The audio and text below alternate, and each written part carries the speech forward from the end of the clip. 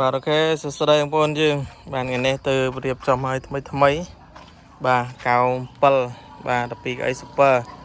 បាទ12កៅអីវពងបងប្អូនណាបាទណាក៏លេខ 2N ទឹកណាំស៊ីនមកជុំបងប្អូនណាបាទទឹកណាំស៊ីនមកជុំបាទហ្នឹងហើយណាំស៊ីនមកជុំម៉ាស៊ីនបបលេខស្អាតគ្រឿងចយខ្ចីបាទទឹកណាំស្អាតបងប្អូនណាទឹកណាំស្អាតនេះក៏អីស្បែកលប៉ុងស៊ីនផ្សេងញ៉ាញ់សាច់ដែកដែលត្រូវភ្លើងប៉ុណ្ណាបាទសាច់ដែកស្អាតមែនតើបាទជាមួយនឹង12បើយើងនេះបាទសាច់ដែកកាយនេះក៏ស្អាតដែរប៉ុណ្ណាបាទកាយនេះស្អាតក្នុងក្រោយស្អាតភ្លឹងបាទហ្នឹងហើយតម្លៃ30ជាងទៀតប៉ុណ្ណាបាទតម្លៃ30ជាងបាទនិយាយកាបន្តិចហ្នឹងហើយនេះអត់អីទេបាទហ្នឹងហើយបាទ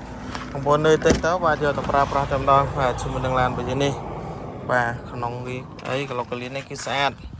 ហ្នឹងហើយគ្រឿងចតាប់ឡូគឺស្អាតបងប្អូនណាបាទហ្នឹងហើយអីស្អាតកំប៉ុងលើអីស្អាតណាស់ដូចឃើញចាក់ស្ដែងហ្នឹងបាទជាមួយនឹងឡានបើយើងនេះដែរបាទបងយើងនេះទៅទិញទៅបាទយកទៅប្រើប្រាស់តែម្ដងបាទកង់ថ្មីទូសំនេះបាទនេះនៅស្អាតណាកាយនៅស្អាតនេះមិនសិនបបលេខស្អាតបាទទៅទិញទៅបាទយកទៅប្រើប្រាស់តែម្ដងបាទជាមួយនឹងឡានបើយើងនេះបាទ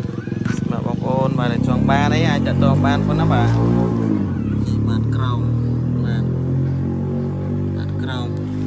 ជាមួយនឹងឡានបើយើងនេះហើយសារគ្រប់បាទបងប្អូនណាសារគ្រប់ហ្នឹងហើយ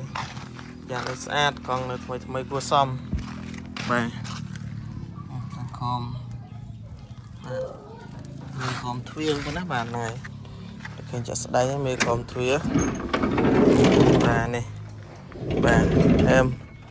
បងប្អូនយើងចូលទៅប្រើតែម្ដងប៉ុណ្ណាបាទចូលទៅប្រើតែម្ដងគ្រឿងជ័រក្នុងអីនៅស្អាតនៅខ្ចី